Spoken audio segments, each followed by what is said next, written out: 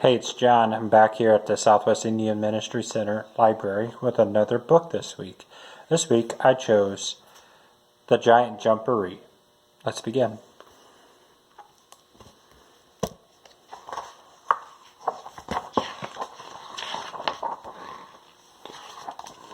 Rabbit was hopping home one day when he heard a loud voice coming from inside his burrow.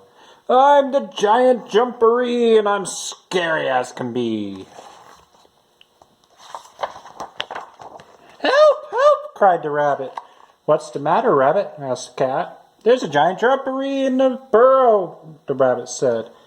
"Oh, don't worry," said the cat. "I'll slink inside and pounce on him." So the cat slunk up to the burrow, but just as she was about to slink inside, she heard a loud voice. "I'm the giant jumperee, and I'll squash you like a flea." "Help! Help!" meowed the cat. "What's the matter, cat?" asked Bear. "There's a giant jumperee in the rabbit's burrow," said the cat. "Don't worry," said Bear. "I'll put my big furry paw down there and knock him down."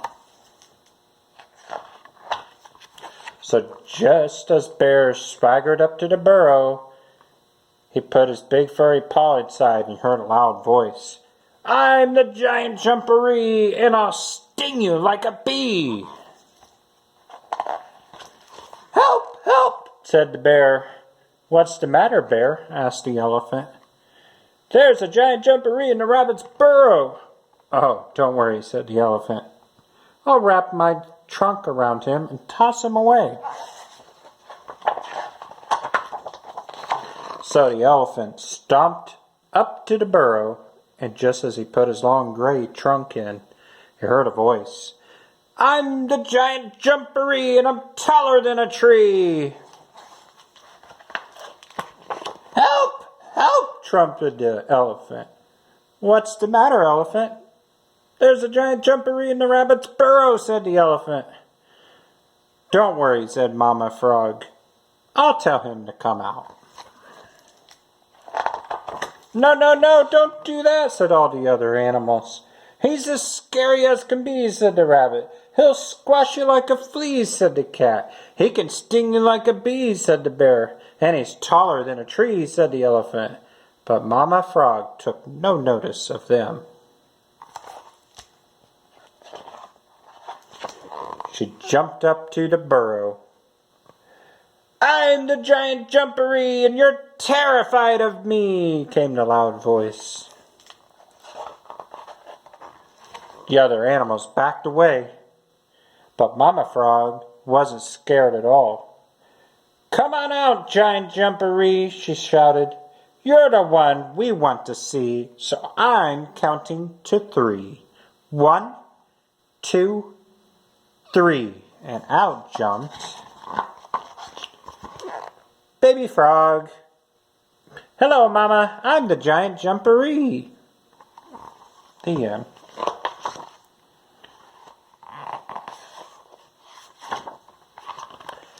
The reason why I picked this book is I think I like the fact that there's an underlying fear of the unknown from the characters you see in the book, and I think right now in this time of the whole COVID-19 situation, is our culture is just amassed in fear in a weird way.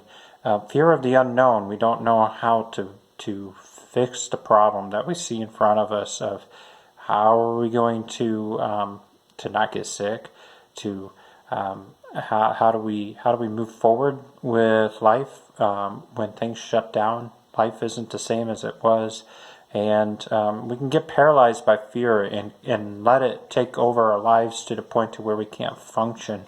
Much like those critters, they let fear rule their lives instead of controlling that fear. They ran to somebody else for help. And I have a passage in 2 Timothy I like to read. And if you don't know anything about the context of 2 Timothy, it's right as Paul is in Rome and he's about to die. It's very clear to him at this point he's not coming out. He's been in prison, and this is pretty much the known last letter that Paul sends out.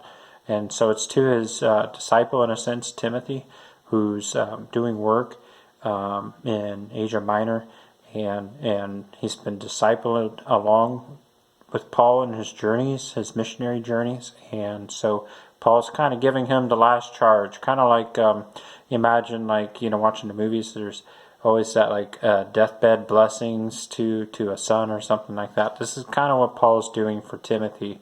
And so he starts out his letter giving greetings, and I'm just going to read verse 7, a little bit of verse 8. For God did not give us a spirit of timidity, but a spirit of power, of love, and self-discipline. So do not be ashamed to testify about our Lord. And so in this time, as we're sitting here in a culture that's just so afraid of getting germs, afraid of not having a solution to a problem, and just panic buying, panic whatever. God doesn't give us a spirit of timidness or fear, but He gives us a power in our lives. We are secure in our salvation, those of us who believe. And so that alone gives us power to look and say, there's nothing that can happen to me that will take that away from me. And that's what Paul was facing in that time. He recognized that he doesn't have to live in fear. He's conquered fear. Christ has conquered fear. There is nothing to be afraid of. The worst that can happen is that you go to heaven. And so, as a believer, right?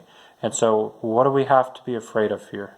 Why live in a power of timidness like these critters were, where they let fear rule their lives? Christ doesn't want us to live in fear. He wants to live in His power. And so I charge you guys with that.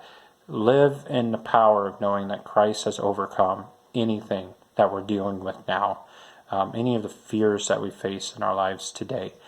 Christ has overcome that. He's conquered the grave. Death is the only fear that we could be concerned about as far as the life here of eternal damnation.